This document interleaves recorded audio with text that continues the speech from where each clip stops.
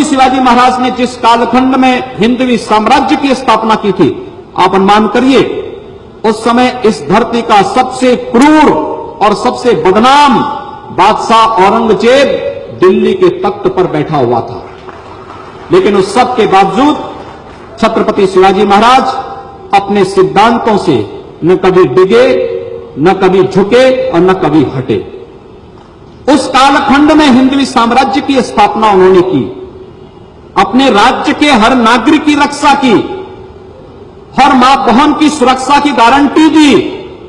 लेकिन जब अफजल जैसा देशद्रोही उनके सामने पड़ता है तो जिस भाषा को समझता था उस भाषा में उसको समझाने का कार्य भी छत्रपति शिवाजी महाराज ने किया था।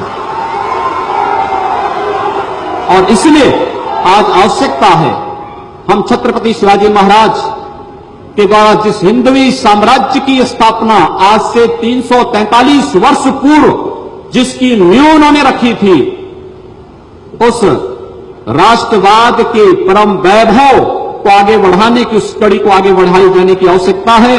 और मुझे लगता है इसमें अकादमिक संस्थाओं का योगदान सर्वाधिक हो सकता है, क्योंकि ये लड़ाई केवल कश्मीर में ही नहीं और ये लड़ाई किसी बस्तर के जंगल में ही नहीं, इस लड़ाई को वैचारिक रूप से लड़ने के लिए हमारी अकादमिक संस्थाओं को आगे आना होगा।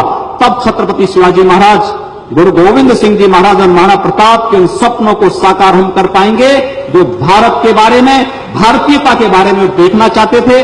मैं एक बार पुनः लखनऊ विश्वविद्यालय के माननीय कुलपति को, जिन्होंने इस कार्यक्रम को यहां पर अनुमति दी, और डॉक्टर संजय शुक्ला जी को, डॉक्टर संजय शुक्ला जी पिछले 2-3 वर्ष से मेरे पीछे पड़े थे कि मैं इस कार्यक्रम में आऊं।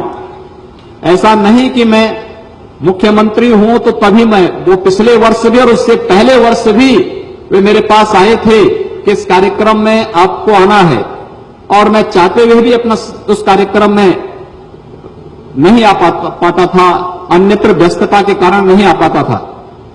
लेकिन मैं लखनऊ में था, मुझे अच्छा लगा कि लोगों के अंदर एक जागरूकता पैदा हो रही है, अपने सही और सच्चे महापुरुषों को जानने की उत्सुकता है, उनसे प्रेरणा प्राप्त करने के बारे में उनके सामने एक रोल मॉडल के रूप में छत्रपति शिवाजी महाराज आज दिखाई दे रहे हैं, गुरु गोविंद सिंह जी महाराज दिखाई दे रहे हैं, महाराणा प्रताप दिखाई दे रहे हैं। मुझे लगता है एक अच्छा शुभ संकेत है और भारतीय राष्ट्रीयता के लिए, भारत के लिए यह एक शुभ संकेत मैं मानता हूं। मैं इस संपूर्ण कार्यक्रम का हृदय से स्वागत करता हूं, अभिनंदन करता हूं, आयोजकों को साधुवाद देता हूं और आप सबके प्रति अपनी शुभकामनाएं देते हुए वाणी को दान देता हूं। धन्यवाद। जय हिंद।